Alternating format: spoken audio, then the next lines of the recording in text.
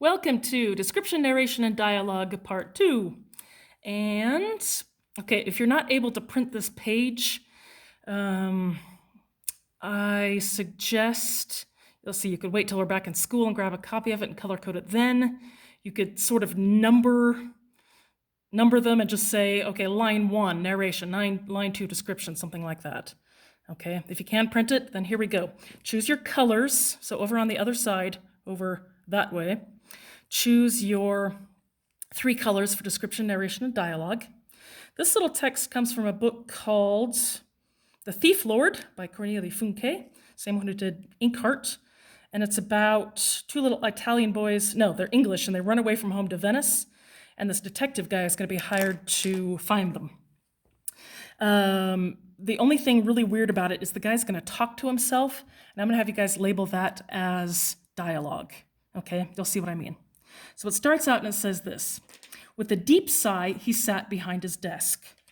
Now, I don't know about you, but I notice a nice past tense verb right there. I see an action. He did something. With a deep sigh, he sat behind his desk. I'm going to call that narration. Something happened. Okay, same thing with the next one. He heard voices whispering outside his door. Perfect. Narration. They were probably admiring his nameplate, Victor thought. So he's talking to himself. I'm going to go ahead and call that dialogue, even though there's not even any quote marks. And I'm going to take it, here's what he says to himself in my dialogue, all the way through the he said, she said, or in this case, he thought kind of thing.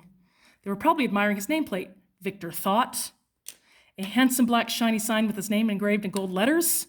Right there, it switches to description.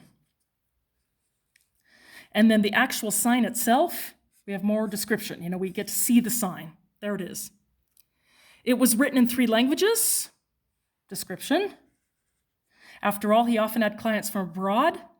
Now, I do see a past tense verb there, he often had, but this key word often, it's not our storyline. It's not part of this particular action. It's not in our showing mode. All that's happened in our story so far is with a deep sigh, he sat down and he heard voices. He's giving you descriptive, telling information about what has happened in the past. He often had clients from abroad. Next to the sign was a knocker, a lion's head with a brass ring in its mouth, more description. And then it says, which Victor had polished just that morning. Narration. What are they waiting for, he thought. There's some nice interior dialogue. Tapping his fingers on the armrest of his chair. Narration. Avanti, he called out. Come in. Straight dialogue. He's actually talking to some people. The door opened. Okay, and again, right in our chronology, here we have something that happened. The door opened. A man and a woman stepped into Victor's office, which also doubled as his living room. Little bit of description about what it's like, which lets you know at this point that, oh my gosh, we can actually change strands right in the middle of a sentence, and that's okay. Same thing here. They looked around warily. There's part of our storyline. Taking in, I would include that as part of your storyline. What are they taking in? The cacti, the beard and mustache collection, the coat stand bursting with Victor's caps, hats, and wigs, the huge street map of Venice on the wall, and the winged lion that served as a paperweight on Victor's desk. Do you speak English? Asked the woman, although her Italian sounded quite fluent. I'm going to put that as narration. We have a past tense verb. Her Italian sounded in this way. Of course, Victor answered, gesturing towards the chairs in front of his desk. There's some narration. English is my mother tongue. What can I do for you? They both sat down hesitantly. The man folded his arms and looked rather sullen. The woman stared at Victor's walrus mustache. Narration. You could make a case that this is a little bit descriptive here. She looked rather sullen, but it's driven by that past tense verb. She looked, and so I'm going to leave that as narration.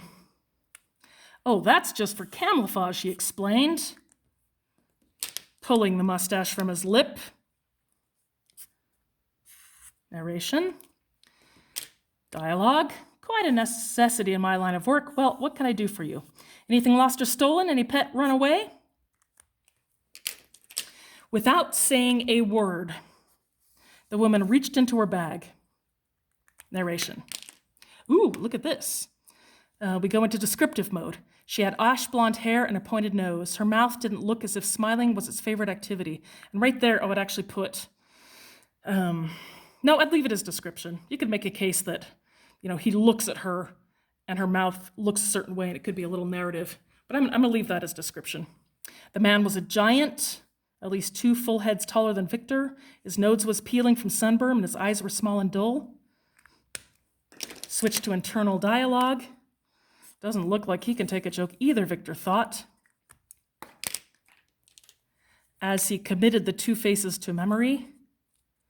Now here's something interesting. We go back to a generality. No, this is not in our chronology. This is not step by step by step. In general, he could never remember a phone number, but he never forgot a face. That describes a bit, tells what Victor is always like. This is what we've lost, said the woman, as she, am I doing this the right color? Yes, as she pushed her photograph across the desk. Her English was even better than her Italian. I'm going to call that description.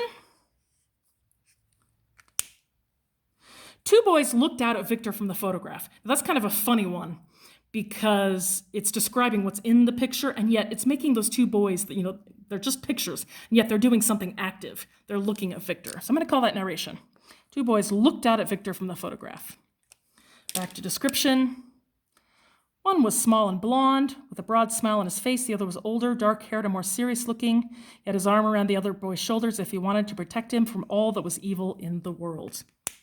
So even in this fairly short little piece, you can see how quickly we switch back and forth between that dialogue, that narration, and the description. Back and forth, back and forth, back and forth. We spend the most time in a couple of these descriptive passages, but it looks like it's nothing more than about 3 sentences before we're on to another strand. Okay, and that makes for good contemporary fiction. You don't want to spend too much time in one mode or you will bore your readers. All right, here's my hand, just for fun. Now, having color-coded this, I want you to keep it until we're back in school. And then if for some reason we never come back to school, then I'll tell you what to do about it. And like I said, if you weren't able to print it, you could maybe just number code it, something like sentence number 1, narration, or N for narration. Sentence number 2, N for narration. Sentence number 3 is both, description, dialogue, and description. Okay? And that ought to work. More information to follow. Goodbye. There's my hand just for fun. Hello.